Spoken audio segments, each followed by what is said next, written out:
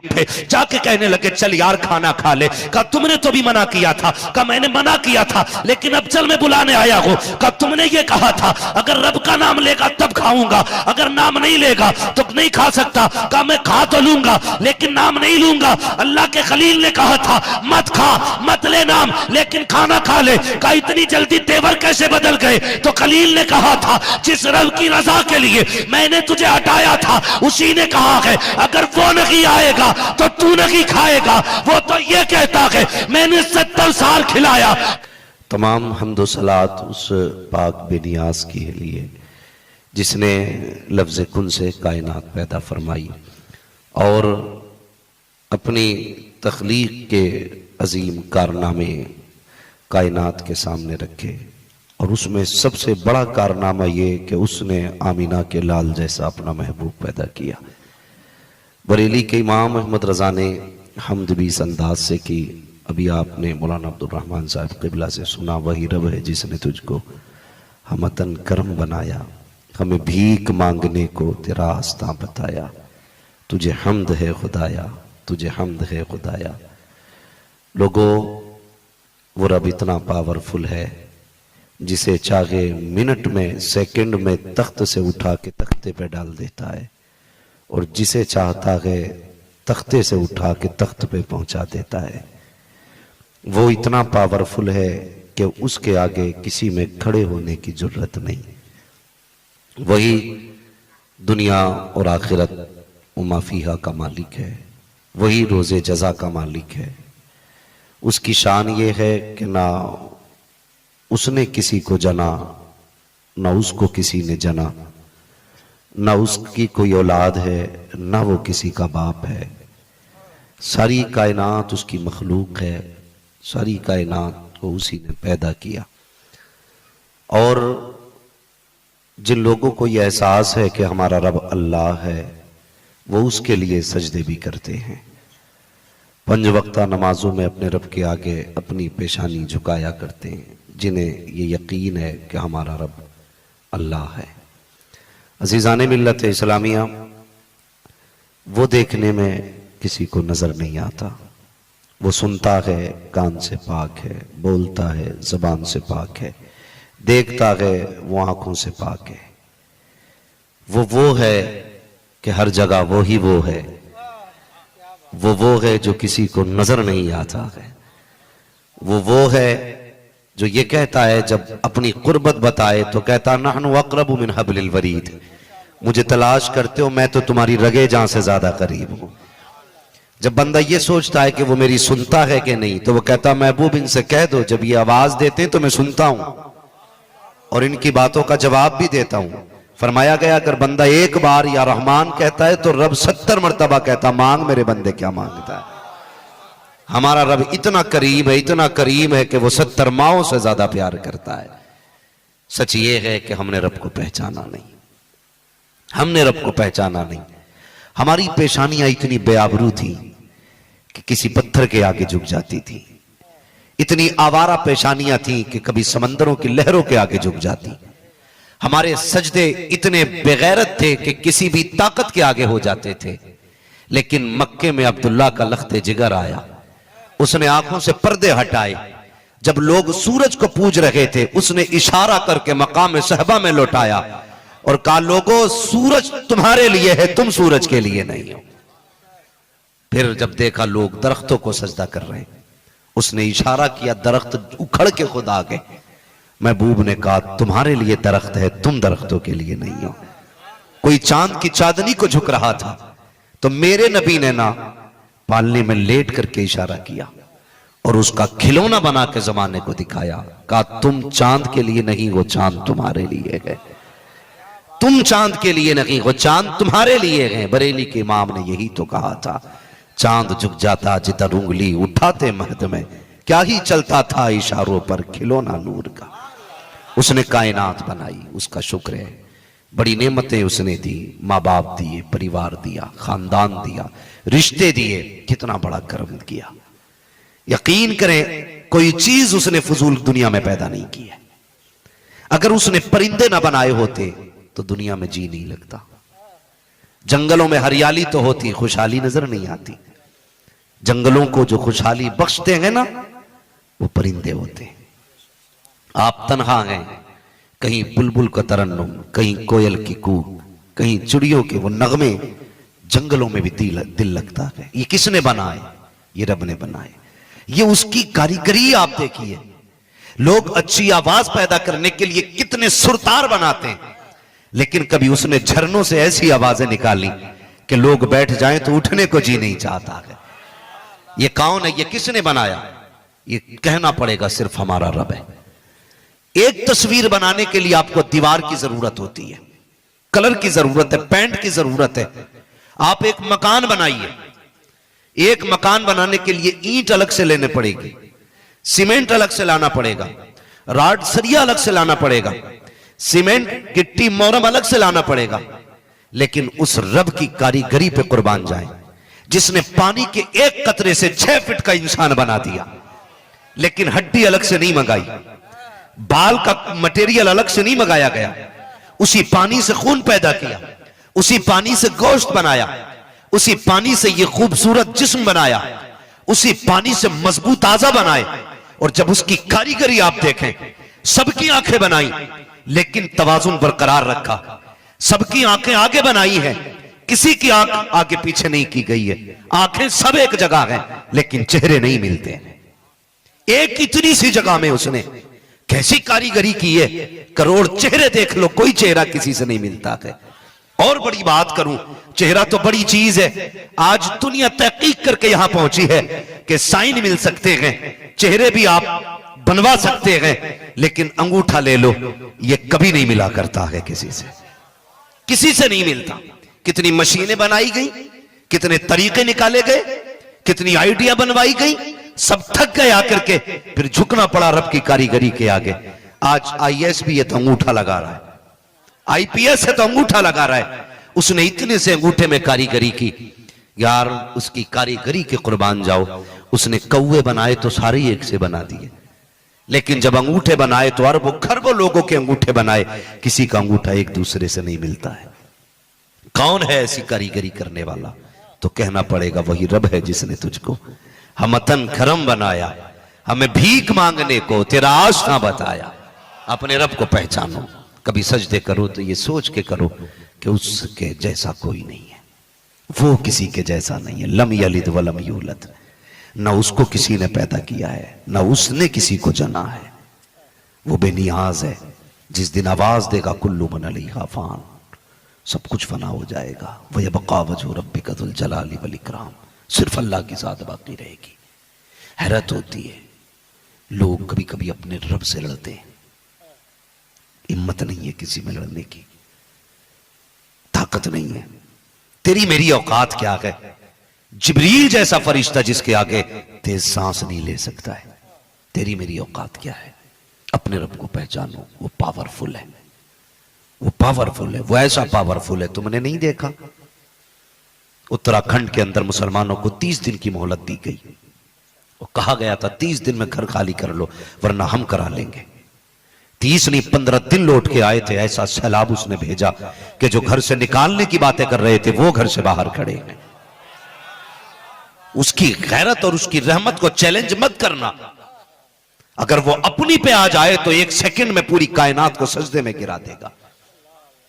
वो पावरफुल है, उससे ना टकराना। लोगों, वो रब है, वही है जो मां के शिकम के अंदर तुम्हें जिंदा रखता है। लोग कहते हैं कि आसमान पे जाओगे तो दम घुट जाएगा, ऑक्सीजन नहीं। पानी में चले जाओ तो बिना ऑक्सीजन जिंदा नहीं रह सकते। एक ऐसा कमरा जिसमें कोई सुराख ना हो, उसके अंदर चले जाओ तो आप जिंदा नहीं रह सकते। वो कैसा खालिक है? वो 3 संदूकों के अंदर मां के शिकम में बच्चे को जिंदा रखता है। धड़कनें भी रहती हैं, सांसें भी रहती हैं। उस रब को मानो, उस रब की इबादत करो, उस रब को राजी करो, वही तुम्हारा रब है। उसी से अपनी लो लगाओ। वही रब है जिसने मुस्तफा जैसा पैगंबर पैदा किया। वही रब है जिसने हुसैन जैसा जिगर वाला पैदा किया। अगर मौत को उसने पैदा किया है तो अली असगर जैसा जिगर वाला भी उसने पैदा किया। अगर मौत उसने बनाई है तो अली अकबर जैसा बहादुर भी उसने बनाया है। ये सब उसकी तकनीक और कारीगरी के नमूने हैं। हाँ, मौत कहती है सब देख के मुझे डर जाते हैं, लेकिन करबला में मौत भी हुसैन के आगे हाथ बांधे खड़ी थी। मौत के माथे पे अगर पसीना था तो वो करबला में आया था। लोगों में इसीलिए कहता हूं, अगर मौत को रब ने पैदा किया है तो फिर हुसैन को भी रब ने पैदा किया है। उस रब को मानो, उसी रब से मांगो, वो देता है। उस रब की इबादत करो। हमारा रब कौन है? सारे बोले कौन है? सारे बोले कौन है? हमारा रब, हमारा रब, हमारा रब। अभी सारे नहीं बोल रहे, अपने रब को पुकारो। अगर गाली बकने से बंदा गंदा हो जाता है तो रब का नाम लेने से बंदा जन्नती हो जाता है। हाँ, तुम नहीं जानते, रब ने महबूब को पैदा किया। जब रब ने महबूब को पैदा किया, अल्लाह अकबर, तो जानते हो जब जिस्म बख्शा तो रब ने फरमाया महबूब बता, तो 70 साल तक सजदे में क्या कहता रहा? तो रब महबूब ने कहा था, मालिक पहले 70,000 बरस मैंने कहा था सुबहान अल्लाह, सुबहान अल्लाह। रब इतना राजी हुआ, फरमाया जा, ये इनाम तेरी उम्मत को दे रहे हैं हम, ये इनाम तेरी उम्मत को दे रहे हैं। मालिक क्या मिलेगा? कहा तू सजदे में गिर के मुझे पाक कहता रहा, जा ये इनाम तेरी उम्मत को बख्शा। तेरा जो उम्मती मुझे पाक कहेगा, मेरी तस्बीह बयान करेगा ना, तो मैं उसको पाक कर डालूंगा, मैं उसको पाक कर डालूंगा। ये रब का एहसान है, ये इनाम है, रब का करम है। मुझे सच बताइए, हमारी औकात क्या है? औकात क्या है? अगर किसी बंदे का पेशाब बंद हो जाए ना, सिर्फ पेशाब, तो पूरी दौलत लगा देता है, पूरी संपत्ति में आग लगा देता है। लेकिन दौलत से कुछ नहीं होता, होता वही है जो रब चाहता है।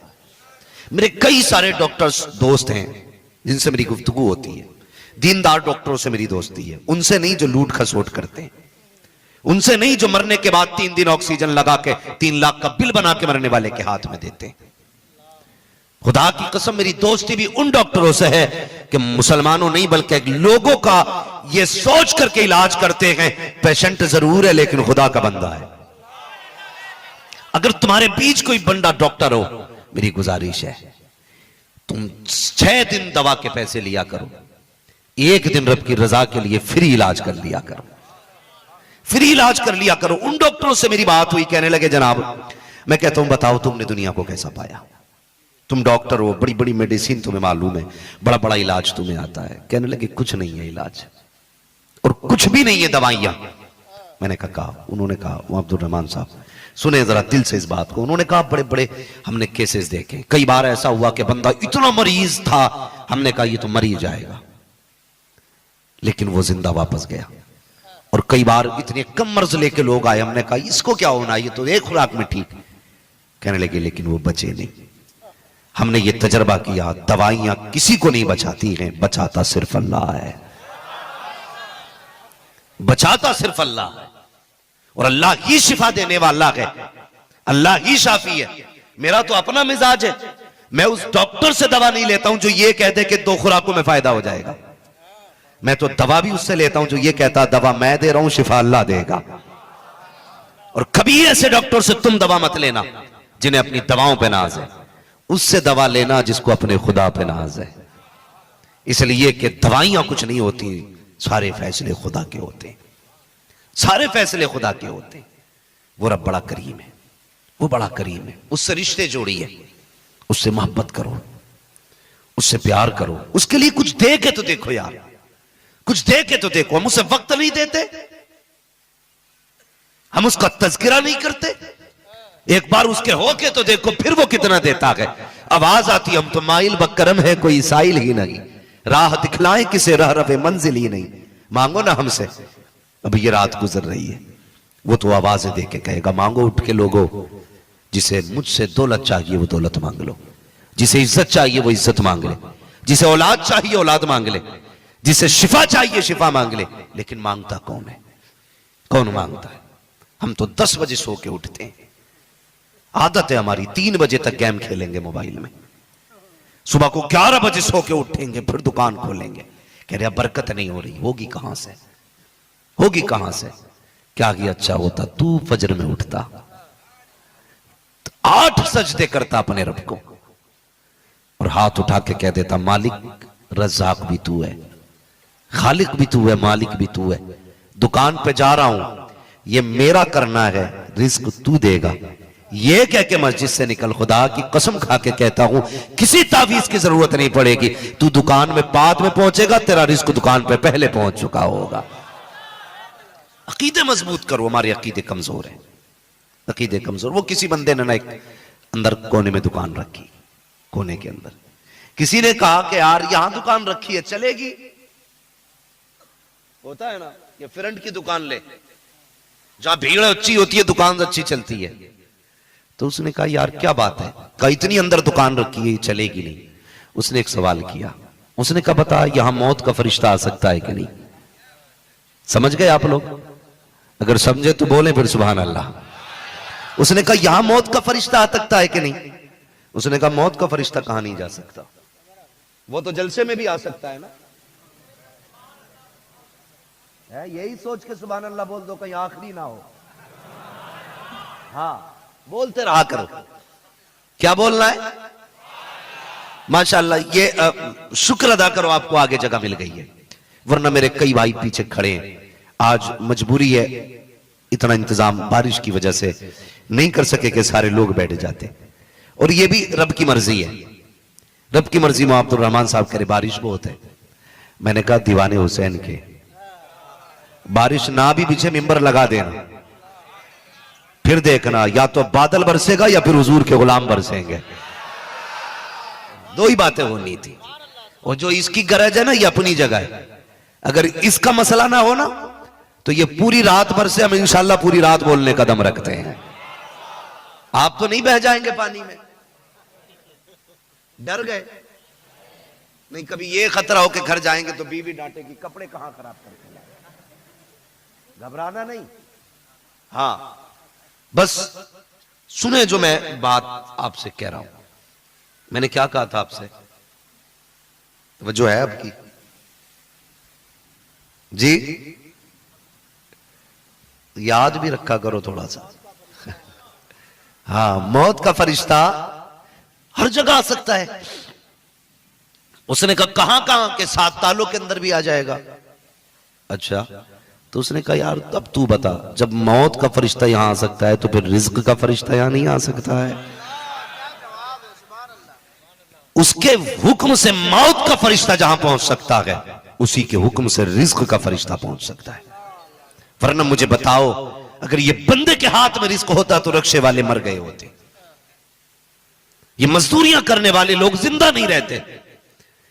अमीर तो इनको भूखा मार देते, पैसे वाले इनका खून निचोड़ लेते, लेकिन उसकी रहमत आवाज देती है, अगर तू एसी में लेट के खाता है ना तो धूप में जो मजदूर खाते इनको मैं खिलाया करता हूं।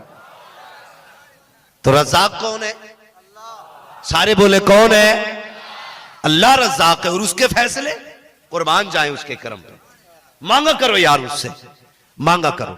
अगर कुछ ना भी मिले ना फाके से हो तो चोरी ना करना, ब्याज ना लेना, रिश्वत का पैसा ना लेना, हराम का एक लुकमा ना लाना, फाका रखना, अपना मुंह आसमान की तरफ उठा के कहना मालिक मेरी भूख में राजी है ना तू, तो मैं तेरे फैसले में राजी हूं, मैं फाके रहूंगा लेकिन हराम का लुकमा नहीं खाना। इतना अपने रब से कह देना, फिर देखो वो रिस्क के दरवाजे कैसे खोलता है। वो कैसे खोलता है रिस्क के दरवाजे? अकीदे कमजोर हो गए हमारे, अकीदे। भूख लगती है ना तो नीयत खराब होती है, या तो हाथ फैला दिया, ये भी नहीं हुआ तो जेब काट ली, चोरी कर ली, रिश्वत, ब्याज, क्या क्या ना किया हमने पेट के लिए। वो तो रज़्ज़ाक है, खुदा की कसम करीम है। वो अकीदे देख के रोजी नहीं देता है, वो इतना बड़ा रज़्ज़ाक है कि वो धर्म मजहब देख के रोजी नहीं देता।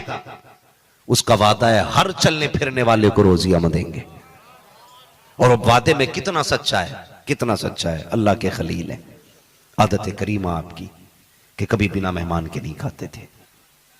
3 दिन हो गए कोई मेहमान नहीं आया, अल्लाह के खलील ने खाना नहीं खाया। वो किसी ने कहा था अल्लाह मेरे रिस्क की बरकत न चली जाए, 2 रोज से घर में कोई मेहमान नहीं है। जिन घरों में मेहमान होते हैं अल्लाह उन घरों में बरकतें नाज़िल फरमाता है। अल्लाह के खलील 3 दिन हो गए घर से निकल गए, कोई मेहमान मिले साथ लाए। बंदा गुजर के जा रहा, फरमाने लगे ठहर जा, रुक गया, क्या बात है? कहा यार मेरे घर का मेहमान बन जा, मेरे साथ खाना खा लेगा। वो दौर था कि जब रोटियां मैसर नहीं होती थी। आज इतनी कसरत है खाने की कि हम इज्जत नहीं करते। हाँ, पहले सहाबा इकराम खजूरों की गुठलियों पे गुजारे करते थे। आज अमीर के दस्तरखान के बचे हुए को कुत्ते मुंह फेर के चले जाते हैं। इतना बचता है हमारे दस्तरखानों पे। यार फेंकना, अगर ज्यादा बनाए किसी गरीब का हाथ पकड़ के दस्तरखान पे बिठा ले। हो सकता है तेरे घर के दस्तरखान से किसी गरीब के पेट में ठंडक पड़ जाए। हम तो रोजी की कदर नहीं करते, हम तो अल्ले तल्ले से बर्बाद करते। हमें तो उसके दी हुई रिज्क की कदर नहीं है। और यार उनसे पूछो जिनके घर में गरीबी है। वो तुमने नहीं सुना, वो किसी की बेटी ने रोजा रख लिया लेकिन घर में इफ्तार के लिए पानी के सिवा कुछ ना था। बेटी बेटी होती है, कहने लगी अब्बा मेरा पहला रोजा है। हर किसी अमीर का मामला यह है, जब बेटियां रोजा रखा करती है ना तो बाप इफ्तार के इंतजाम करता है। बाप गरीब था, बेटी ने इतना कहा गर्दन झुक गई। सोचने लगा क्या करूं, पता किया शहर में किस अमीर के घर की तरफ से आज इफ्तारी का ऐलान है। अल्लाह अकबर, पता चला फला अमीर ने इफ्तार का ऐलान किया है। अपनी बेटी को साथ लेके चला। बेटी ने कहा था बाबा कहां लेके जा रहे हो? कहा बेटी तेरे रोजे की खुशी में फला शख्स ने इफ्तार का इंतजाम किया है। बाप भी बड़ी गैरत वाला होता है, अपनी अना का सौदा नहीं करता है। बेटी को लिया, साथ पहुंच गया उस अमीर के दरवाजे पर, बेटी को बैठाए रखा। बेटी को पता नहीं था हो क्या रहा है। खुदा की कसम इफ्तार का वक्त आया, बच्ची ने इफ्तारी की। जब जाने लगी बेटी ने कहा था अब्बा ये इतना बड़ा एहतराम किसके लिए? बाप की आंख में आंसू आए। कहा बेटी तेरे रोजे के लिए था। मैं कहना चाहता हूं और रमजान उम्रा करने वालों, हर साल बार बार शौक में जाने वालों, नाम पैदा करने के लिए मक्के मदीने में शामें गुजारने वालों, तुम्हें खुदा का वास्ता उम्रा करने बाद में जाना, रमजान में गरीब की इफ्तारी का इंतजाम कर जाना, किसी गरीब की सहरी का इंतजाम कर जाना। दावे के साथ कहता हूं मक्के के अंदर हरम में बैठ करके ज़मज़म से इफ्तार करने में वो नेकी नहीं मिलेगी जो तेरे दिए हुए पैसे से गरीब की इफ्तारी से अल्लाह तुम्हें नेकी अता फरमा देगा। अल्लाह, नारे तकबीर, नारे रिसालत, जिक्रे इमाम हुसैन, मसला के आला हजरत, नारे तकबीर, नारे रिसालत। भाई इंतजाम करो, खिलाया करो गरीबों को, कदर किया करो खाने की। कितना खाना फेंकता है। कभी कभी रोने लग जाते हैं हम लोग, खुद रोते हैं। इसलिए नहीं कि हम फाके से हैं। जब किसी के बच्चों को खाने के ढेर से पॉलिथीन के अंदर खाने की चीजें तलाश करते देखते हैं तो रोना आता है। हमारी कौम पर कुछ लोगों पर इतना पैसा है कि उनके कुत्ते 10-10 हजार का खाना खाते हैं। और कोई गरीब ऐसे भी हैं जो रात को भूखे सो जाते हैं।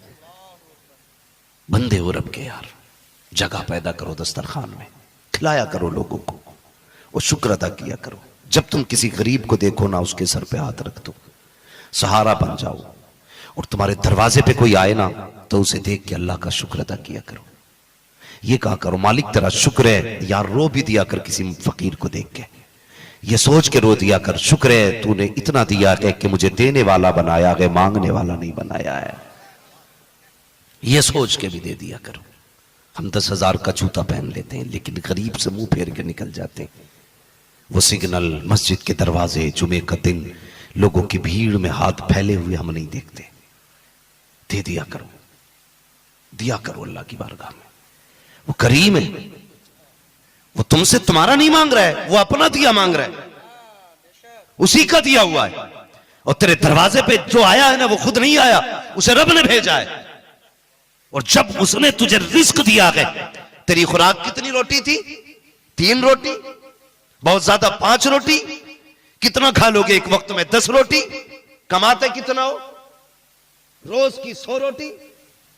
जितना आप सुबह से शाम तक कमाते हो उससे कितनी रोटी मिल सकती है?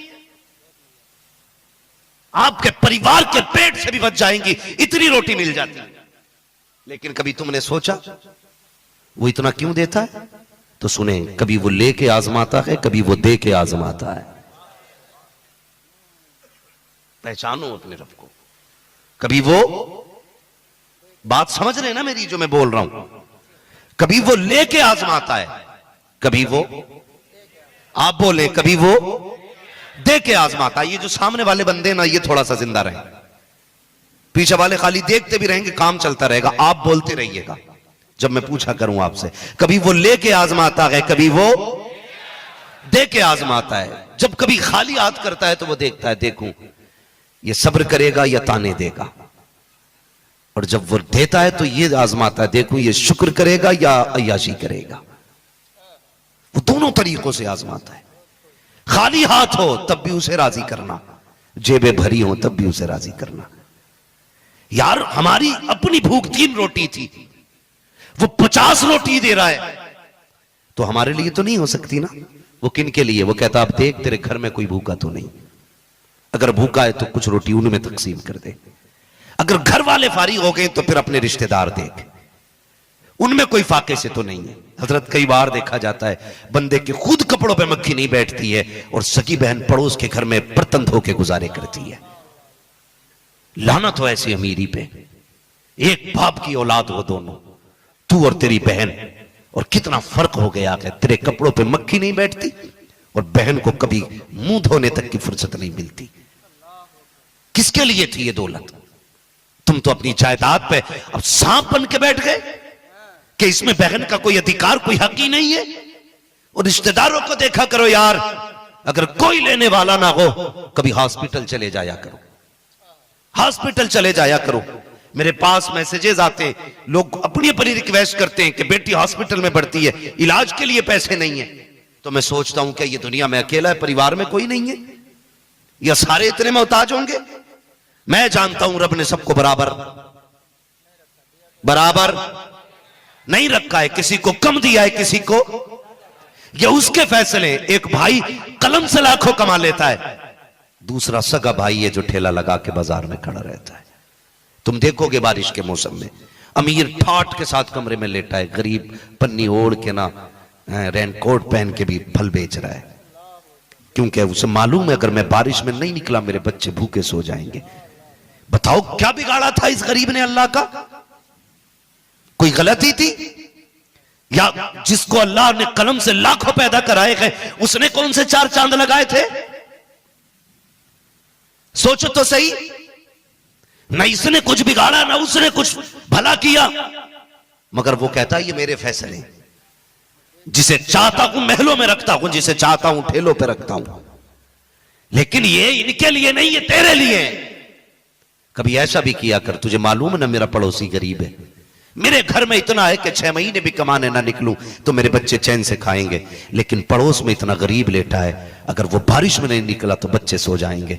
यार कभी जेब से पैसे निकाल, जा कभी पड़ोस में बैठने के लिए, कभी उसकी बेटी को बेटी समझ के उसके हाथ में पैसे दे दे, कभी दावत कर उसकी भी, आ मेरे घर पे खा के जा। कसम खा के कहता हूं यार, तुम सोने के लुक़मे खा लो तब भी इतना दिल सुकून में नहीं होगा जितना आगे को उठा करके किसी गरीब को खिलाने में अल्लाह सुकून दे देता है। तो अगर वो ज्यादा दे तो शुक्र करना, कम दे तो सब्र करना। ये फैसले किसके हैं? जोर से किसके हैं? करेंगे ना इंशाअल्लाह, हिस्सा रखेंगे दूसरों का। भाई मैं अगर 10,000 का भी कुर्ता पजामा पहन लूं या 10 करोड़ का पहन लूं, मुख्यमंत्री बन जाऊं या कुछ भी बन जाऊं, जब मौत आनी है ना तो जाना मिट्टी में। कोई मुंह में सोना दबा के नहीं जाएगा, कोई मुट्ठी में जेवर दौलत लेके नहीं जाएगा। वो कैसा पावरफुल है, वो कहता देख खाली हाथ भेज रहा हूं, खाली हाथ बुलवाऊंगा, तू दुनिया में कुछ भी कर ले, मेरे पास आना है ना तो यूं ही आना है। इतना फर्क था, जब पैदा हुआ था तो यूं था, और जब आएगा तो फिर यूं होगा, दिखा के जाएगा कि मैं कुछ लेके नहीं जा रहा हूं, मैं कुछ लेके नहीं जा रहा हूं। फिर क्या था, जब आया था मुट्ठी बांध के क्यों आया था? गोया वो कह रहा था लोगों मेरी मुट्ठी खाली ना समझना, इसमें मोहम्मद का दामन लेके आया हूं, हुजूर का दामन लेके आया हूं। सारे कह दो सल्लल्लाहु अलैहि वसल्लम।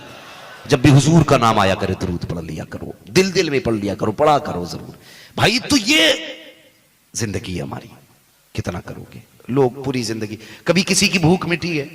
मुझे तो नहीं लगता। 9 के 99, 99 के 9,000, 9,000 के 9 लाख, 9 लाख के 90,000, 90,000 के करोड़ करने के चक्कर में बंदा क्या होता है? पूरी कट जाती है। पूरी कट जाती है। कनात किया करो, सब्र किया करो, थोड़े पे सब्र करो, ज्यादा पे अभी नहीं बोल रहे सारे, ज्यादा पे मुझे बताओ, कटती गरीब की भी है, कटती अमीर की भी है। फर्क इतना है, गरीब की सुकून से कट जाती है, अमीर की बेचैनी में कटती है। हाँ जी, लोग फोन करते, मैं फला सेठ बोल रहा हूं, मैंने ठीक है भाई, सेठ है तो फिर कुछ पहुंच होगी ना वहां तक, कि नहीं अल्लाह ने खूब दिया हजरत। हाँ मैंने कहा खूब दिया, बता फिर कब्र में तो तेरी वैसे ही कट जाएगी, फरिश्ते छोड़ेंगे, भाई छोड़ो, 100 बीघे जमीन का मालिक आया है, इसकी 80 दुकानें थी भाई दुनिया में, चलो हिसाब नहीं कर रहे। नहीं वो कोई मसला नहीं है। मैंने कहा सुन, ये कोई जमींदारी नहीं है, जमींदारी सच्ची तो हुजूर की गुलामी में है। दौलत कितनी पैदा कर लो यार, ये कब्र में काम नहीं आएगी। कब्र में वही काम आएगी जो हुजूर की गुलामी की होगी, जो हुजूर की गुलामी की होगी। तो भाई पूरी जिंदगी तो कटी जानी है। अगर आपके पास ज्यादा है ना तो खर्च किया करो, हॉस्पिटल जाओ, वहां देखो लोग एक एक गोली को तरस रहे, एक एक टेबलेट के लिए परेशान है। लोग फोन करके कहते नींद नहीं आ रही हजरत। मैंने कहा गर्मी बहुत है भाई। क्या नहीं, मेरे रूम में तो एसी लगा है। तो मैंने कहा, कभी कभी हंसता हूं, मैं कहता हूं तुझे किसने बताया, नींद एसी से नहीं आती है, नींद रब के करम से आया करती है। किसी की हाय ना ले, किसी की बद्दुआ ना ले, फिर लेट के देख, अल्लाह तुझे पत्थरों पे नींद अता कर देगा। और दिल दुखा के, किसी गरीब को सता के, किसी की हक मार के, जेब काट के, आंखें फोड़ के जब रात को लेटेगा ना 20,000 कमा के, नींद नहीं आनी है, फिर तो गरीब की हाय करवटें दिलाया करती है, दिल बेकरार रहता है। वो कहा था किसी ने ना, फुटपाथ पे सो जाते हैं अखबार बिछाकर, मजदूर कभी नींद की गोली नहीं खाते, इसलिए कि वो किसी का दिल नहीं दुखाते, वो किसी का दिल नहीं दुखाते हैं। अल्लाह ताला हमें अपनी रजा के लिए काम करने की तौफीक अता फरमाए। बैठेंगे, अगर आप बैठे तो मैं गुफ्तगू आगे बढ़ाऊं, उठ के तो नहीं जाएंगे।